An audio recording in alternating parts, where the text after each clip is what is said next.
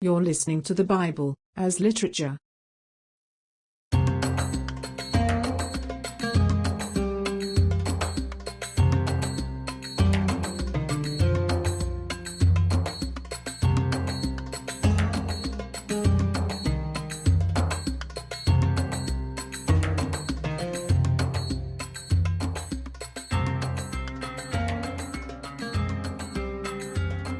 Hi, this is Father Mark Boulos, and you are listening to Tadazi Tuesdays with the Bible as Literature podcast.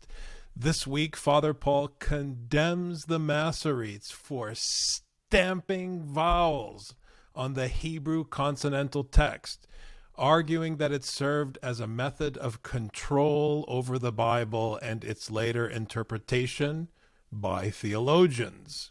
He explains that this imposition corrupted the biblical dabar, twisting it into the Platonic logos of Greek philosophy, ultimately undermining the authority of the Torah. It is my honor to introduce Father Paul on the Bible as Literature podcast, Tadazi Tuesdays. The proof, which is important for me, that there is a consonantal text, that the Masoretes introduced the vowels. They did not introduce them into a Greek or Latin text. They introduced them into a Hebrew text. So all this fallacy that an earlier manuscript is closer to the original, is as the Christians do with the Septuagint, it's a fallacy. You have an earlier manuscript, but the Masoretes worked. Actually, the Masoretes tried to do what one is supposed to do, but by stamping the vowels on the text, they controlled it. Whereas, as Kamal Salibi said, I read the Arabic newspapers without vowels. And this is how I approached the Hebrew text. And what's his name? Jerome and Mitchell Dahoud did that. Jerome, because he had no other choice and he was serious. And Mitchell Dahoud against the grain. That he took help from a text that was discovered, Ugaritic mainly, and then also Eblaitic, that are consonantal and much older.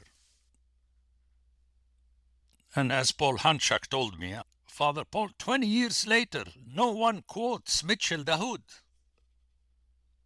They disregarded him. And there was a caveat early on against taking seriously the translation in the book of Ecclesiasticus, the book written directly in Greek, and thus it was written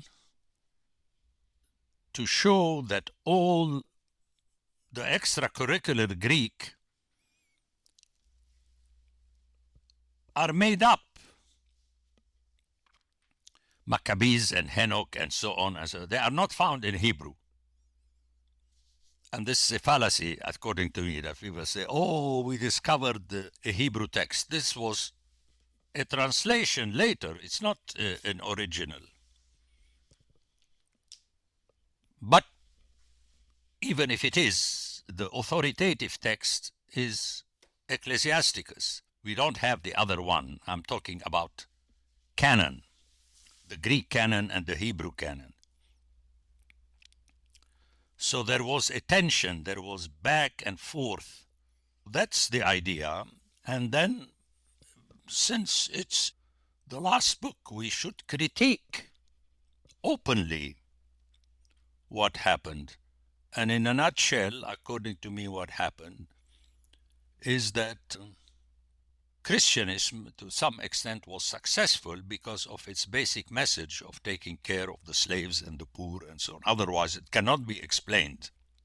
And the whole thing of martyrdom and so on, only a slave or a gladiator, we are upon death. It doesn't matter whether we die today or tomorrow. and it spread and then came. It's the way the leaders of the church do. They take a ride on the back of the success and so on.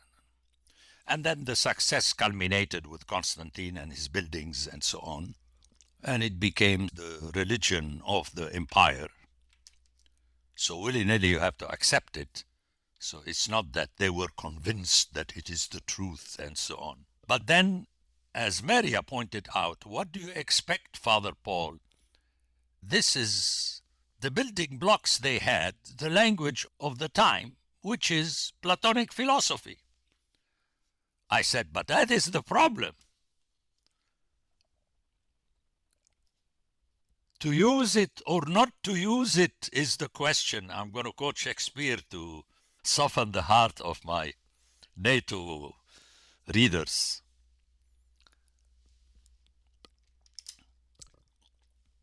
The title is very interesting. That it's built on Ecclesiastes, that everything is stupidity.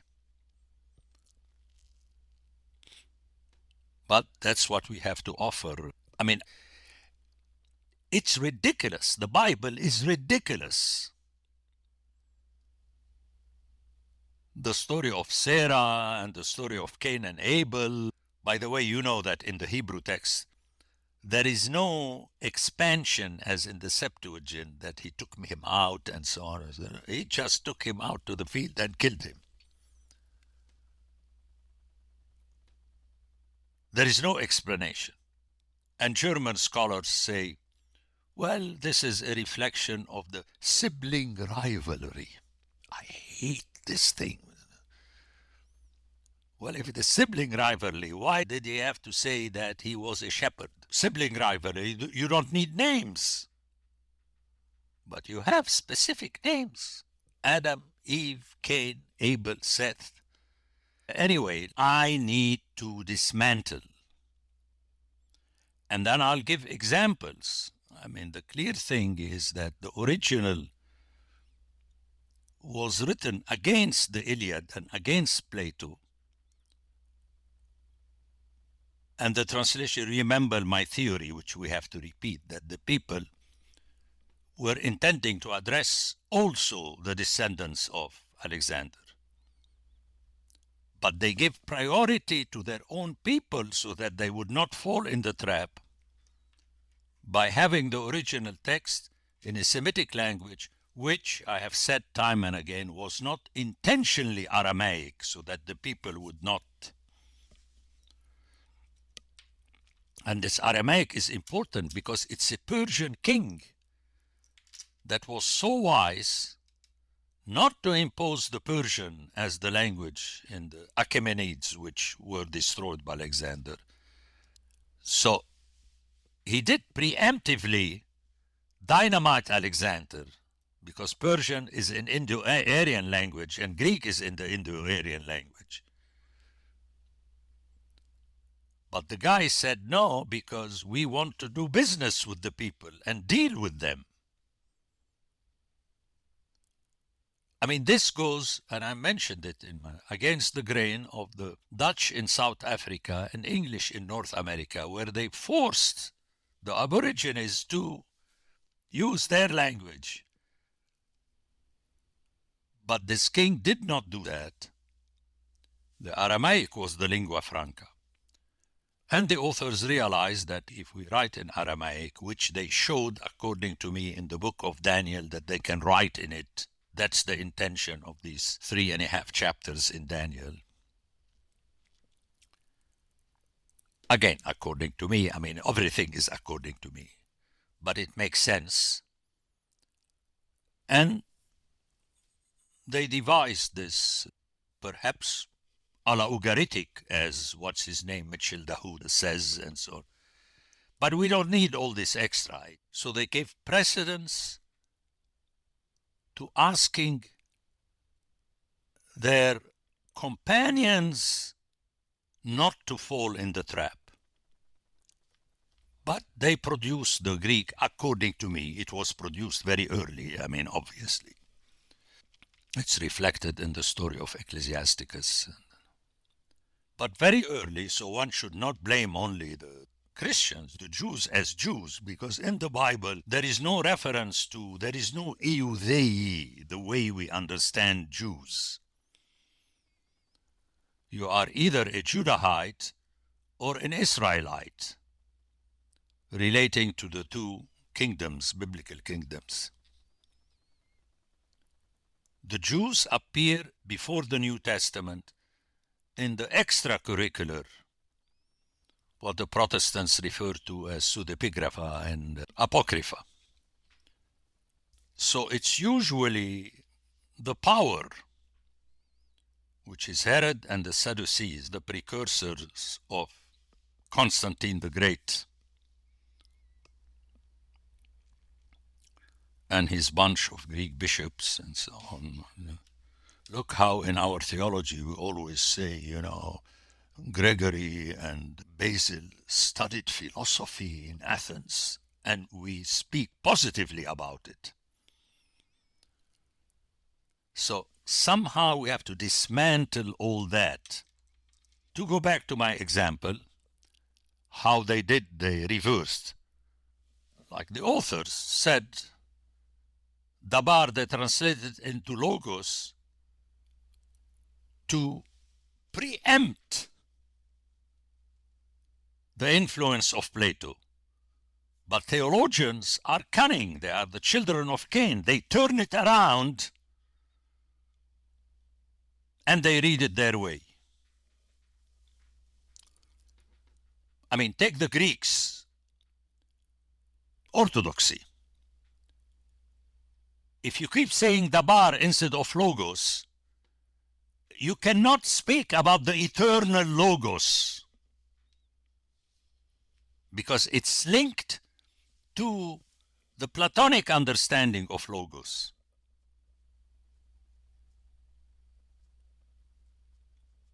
And the extreme, I'm going to mention that, famous scholars, they say, well,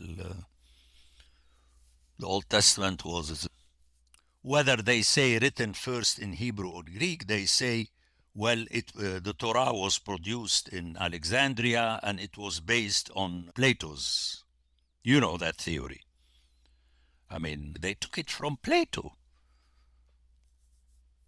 That's why the Jews reacted by saying, but Moses came before Plato. It's all in the time of the day. Who taught the others? But scholars turn this around. No, I mean, in the Bible, yes, the chronology, but all the teaching of Moses are based on Plato. But this is to be expected in how they turn. This is one of the deadliest things, according to me, that Greek philosophy prepared the Gentiles to Christ the way the Torah prepared the Jews for Christ. Which means you're eliminating the value of the Torah.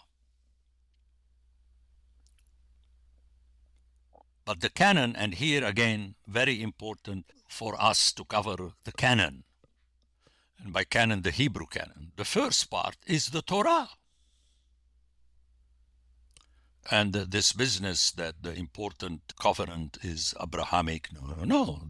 Before Abraham, you have no Noachic covenant. Abrahamic covenant prepares for the Mosaic covenant.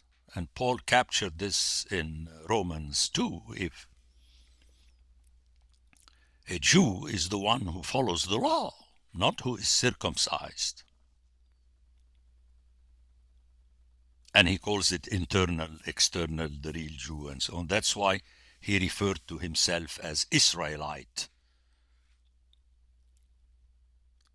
Anyone, the universities, West, East, North, and South, if you say the Hebrew Bible, their reference is the Masoretic text. Which, by the way, is ridiculous. And we can give these examples that in the chart in wine green of the definite article before the regular letters and the guttural letters, visually it's the same thing. And the poor Romanian has to study when it is he and ha and who. It's ridiculous. And then eris becomes ha-aris, What's the difference?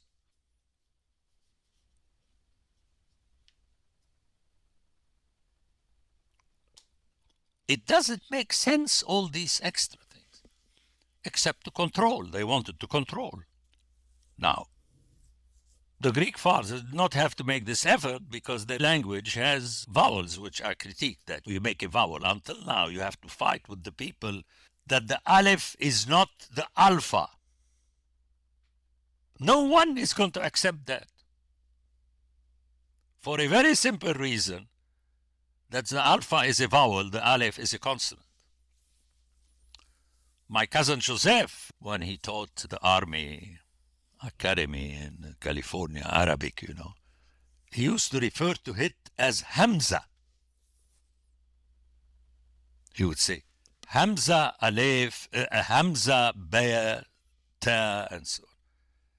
And it's very important because how in Arabic the Hamza can be over a waw and over a yod. The transformation of a consonant into a vowel was the beginning of the end. With the other vowels, you don't have that. The epsilon, ypsilon, and so on. But with the alpha, it's a dismantling of the Semitic system. You've just heard the Bible as literature. Thanks for listening. The Bible as Literature is a production of the Ephesus School Network.